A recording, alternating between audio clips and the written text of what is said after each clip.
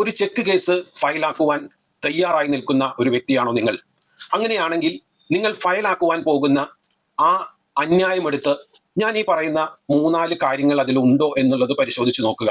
ഒന്ന്, പ്രധാനമായും എന്നാണ് ചെക്ക് ഇഷ്യൂ ചെയ്തിട്ടുള്ളത് എന്നതിനെ സംബന്ധിച്ച് അതിൽ പറഞ്ഞിട്ടുണ്ടോ എന്നുള്ളത്.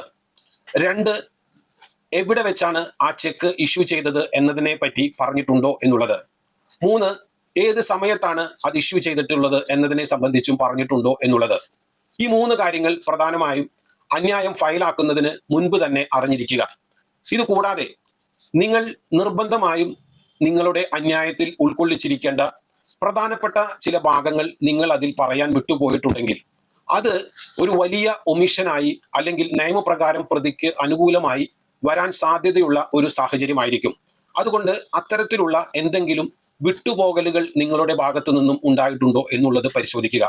ഇനി അടുത്തത് അഥവാ 5-ാമത്തേത് എന്ന് പറയുന്നത് പൊരുത്തക്കേടുകളാണ്. നിങ്ങൾ കൊടുക്കുന്ന അന്യായത്തിലും അല്ലെങ്കിൽ ഭാവിയിൽ നിങ്ങൾ കോടതിയിൽ ഹാജരായി മൊഴി കൊടുക്കുന്ന സമയത്തും നിങ്ങളുടെ മൊഴികളുമായി പൊരുത്തപ്പെടാത്ത ഒന്നുകിൽ ഈ അന്യായത്തിലെ പ്രസ്താവനകളോ അതുമല്ലെങ്കിൽ നിങ്ങൾ കൂട്ടിൽ കയറി നിന്ന് കൊടുക്കുമ്പോൾ ഉണ്ടാകുന്ന മൊഴിയിലെ വൈരുദ്ധ്യങ്ങളും പ്രത്യേകം നിങ്ങൾ ശ്രദ്ധിച്ചിരിക്കുക.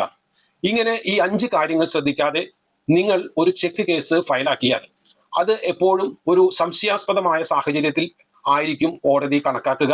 അതിനെ ബേസ് ചെയ്ത് ഒരു പക്ഷേ നിങ്ങളുടെ ചെക്ക് കേസ് തള്ളിപ്പോകുവാനും ഇടയുണ്ട്.